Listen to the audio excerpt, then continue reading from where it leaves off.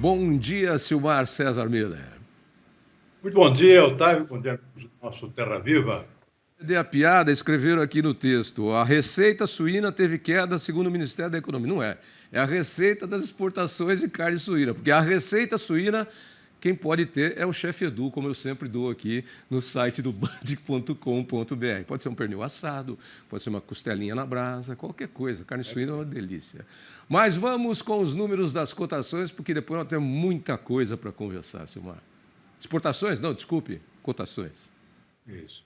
Otávio, ontem nós tivemos uma queda, um tombo, na verdade, generalizado das cotações dos principais commodities de interesse do Brasil, principalmente o setor de grãos, por conta de três fatores básicos, né? Um foi essa questão da visita da presidente da Câmara dos Deputados dos Estados Unidos, a Nancy Pelosi, a Taiwan. Isso gerou uma tensão muito forte nos mercados, por conta da possibilidade de retaliações por parte da China, sempre lembrando que a China é um grande cliente nesse setor de commodities agrícolas, particularmente. Então, isso teve um efeito muito negativo nos mercados, foi um dos fatores que levaram um tombo nas cotações no dia de ontem. Por outro lado, a retomada das exportações da Ucrânia, foi outro fator que também afetou no sentido baixista os preços, porque significa a possibilidade de, pouco a pouco, se retomar uma normalidade do suprimento global de grãos, principalmente de trigo e de milho. E, por fim, a questão do clima nos Estados Unidos. O clima está melhorando, pelo menos essa é a percepção, pouco a pouco, melhorando a situação das lavouras americanas, foi outro fator de baixa nos preços. Então, tudo caiu ontem, caiu bastante. Hoje é o dia de pequena recuperação. Estão vendo aqui soja subindo 0,1%, claro, não recupera o que tombou ontem caiu quase 4%. Milho também com pequena recuperação de 0,1%, o trigo sobe mais, sobe 1,5%. Na Bolsa Nova York, o algodão está estável por enquanto, o café arábica está com a alta forte de 3,1%. Basicamente preocupação com o clima aqui no Brasil. Está realmente preocupando os cafeicultores aqui, porque já está chegando perto da época das floradas. E cadê a chuva, né? Está muito seco aqui no sudeste brasileiro. Açúcar com alta também de 1,4%, também preocupações com o clima aqui para os canaviais. Suco laranja dispara 2,8%. Na contramão aqui, só o cacau caindo 1,1%. E o boi gordo na B3, que tenta uma recuperação, volta para trás, está caindo 0,1% agora há pouco no mercado futuro de São Paulo. E no mercado financeiro, Otávio, dólar bastante volátil hoje, abriu em queda, agora está subindo um pouquinho, 0,2%, R$ 5,29. Petróleo é a mesma coisa. Preços começaram o dia em pequena alta, agora com uma pequena queda, 0,2%, $100,30 o barril do tipo Brent, que é referência para o mercado internacional, inclusive aqui para o petróleo da Petrobras. Bom, você já deu uma pitadinha aí, mas vamos falar um pouquinho mais sobre essa visita da Nancy Pelosi a Taiwan. Taiwan, que é um território que a China reivindica como dela, mas é um território independente e que tem a proteção de forças ocidentais, inclusive dos Estados Unidos. Essa visita da presidente da Câmara dos Deputados lá do Congresso americano, a Nancy Pelosi, foi lá para jogar querosene na fogueira, né? Porque o que ela foi fazer lá?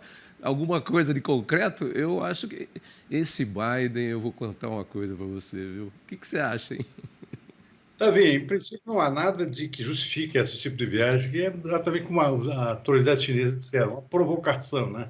Talvez desnecessária. Há 25 anos que não vai ninguém de peso lá visitar Taiwan, justamente para não causar provocações com relação à China continental, né? Que acha que isso aí é simplesmente uma província rebelde, considera isso parte do seu território. Os governos quase do mundo inteiro, com raríssimas exceções aqui, já consideram exatamente essa realidade tácita aqui, que Taiwan pertence à China, não tem muito o que discutir. Então, qual é a necessidade desse tipo de visita? Nenhuma, a rigor, né? Basicamente, é simplesmente uma provocação, talvez as autoridades chinesas tenham razão nesse sentido. E no sentido prático das coisas, até no sentido político, sentido mais amplo do negócio, qual é a necessidade de criar um atrito com a China no momento que já existe atrito aos montes aqui com relação à Ucrânia? Criar uma guerra de duas frentes aqui para os Estados Unidos, qual é a vantagem disso? A não ser gastar muito mais dinheiro aqui em proteção a Taiwan, caso a China resolva, por exemplo, invadir Taiwan e acabar com essa brincadeira, né? Então, não tem muita razão esse tipo de provocação. Eu acho que as outras empresas podem ter razão. Mas o fato é que o resultado prático até agora é nulo, né? Ou seja, a China não fez nenhuma retaliação forte, por enquanto, a não ser dar dar uma assustada em Taiwan, deu uma cercada lá com aviões, navios, etc., mas só para fazer barulho, não tem nada de concreto, até porque talvez os chineses considerem isso uma brincadeira, simplesmente uma brincadeira de mau gosto, não vale a pena nem esquentar as baterias dos tanques lá por conta desse negócio. O Charles Tang, agora há pouco, o presidente da Câmara de Comércio Brasil-China, deu um depoimento para a gente dizendo que é totalmente desnecessário esse tipo de coisa, é uma provocação e deveria-se ter um pouco mais de consciência e pensar o que é o mercado do agronegócio mundial, que Taiwan está envolvida, a China está envolvida, Estados Unidos e nós mais ainda. Mas nós não temos nada a ver com isso. Mas sabe o que acontece?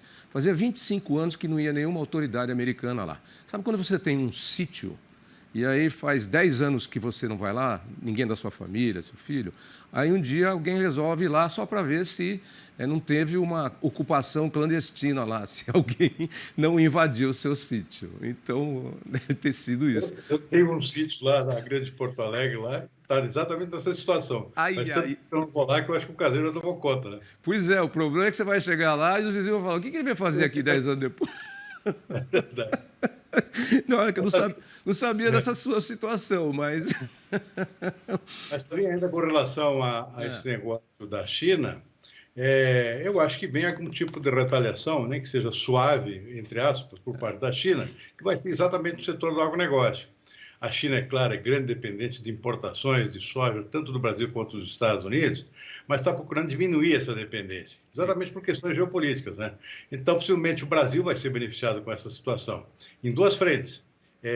Os chineses comprando mais soja em grão aqui do Brasil, menos dos Estados Unidos, e também mais farelo de soja. A China não importa farelo de soja, eu não vi importando quantidade significativa. Ela tem suas próprias indústrias, compra soja em grão e moe no seu próprio país, lá transforma em farelo em óleo de soja.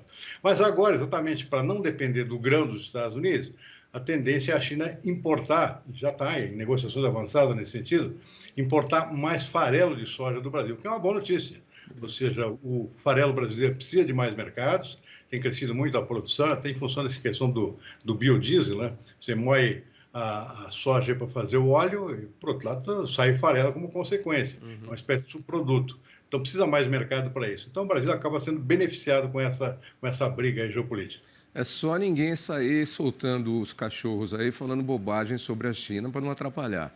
Vamos falar de eleição, tá, pessoal? Eleição, tá aí, daqui a 3 meses.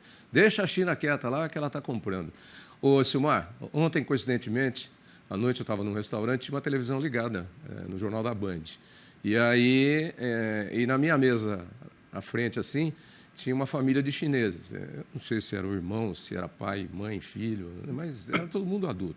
Eu sei que quando o OINEG começou a dar a notícia lá da visita da deputada americana, lá, presidente do Congresso americano, a Taiwan, os chineses estavam conversando, de repente, olharam para a televisão e pensaram, eu não entendi nada, mas eles ficaram completamente alvoroçados. Eu, como não entendo nada de... como é que é? De chinês, né? Mandarim. Mandarim. Mas, olha, foi um... Sei lá, o que eles falaram. Bom, o primeiro navio carregado de milho chegou a Istambul e parece que a Ucrânia gostou da experiência e prepara aí um comboio para desovar o restante aí das 25 milhões de toneladas que tem lá, que precisa tirar porque vai entrar a safra nova, que são mais 40 milhões por silos, né? Exatamente, também já teve um efeito de pressão sobre os preços. Ontem, particularmente, os preços caíram bastante também por conta disso, além da questão lá da visita da Pelosi a Taiwan. Porque a expectativa é essa, exatamente. Pouco a pouco aqui começa a ser normalizada, não digo, vai demorar ainda. Vai ser ainda um processo lento nesse início, tem muita precaução aí, questão de segurança dos navios, então é um processo ainda lento, né?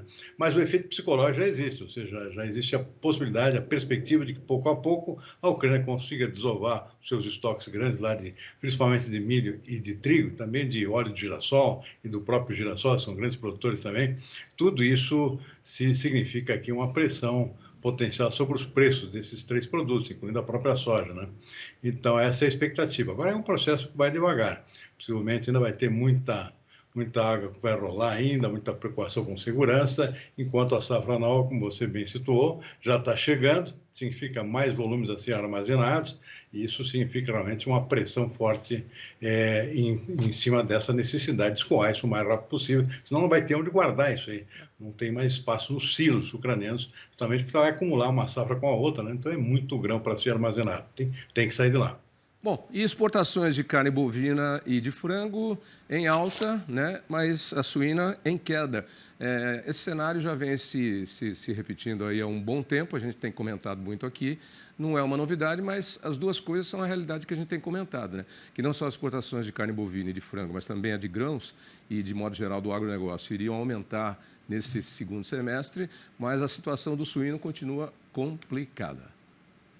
O que chama atenção, Tavinho, eu sempre faço esse tipo de levantamento, já no dia 1º, quando saem esses dados, carne bovina aqui um aumento de 6% no volume, com 167 mil toneladas, mas o que chama atenção é o aumento no valor da exportação, ou seja, no faturamento. 1,1 bilhão de dólares, um crescimento de 27%. Então, o volume cresceu 6%, o valor, o faturamento cresceu 27%, ou seja, isso é o melhor dos mundos também. Você não precisa trabalhar muito e ganha muito mais, né?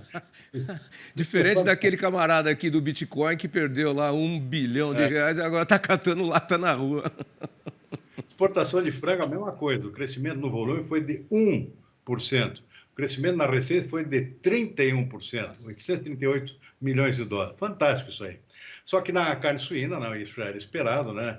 Uma queda no volume, 0,7%, e uma queda maior no valor.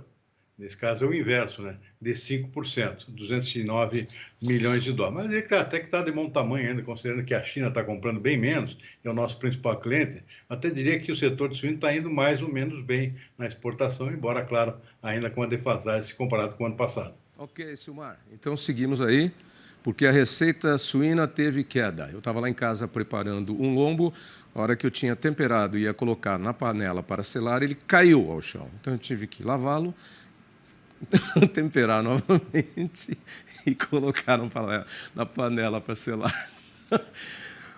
Ótima quarta para você e até amanhã.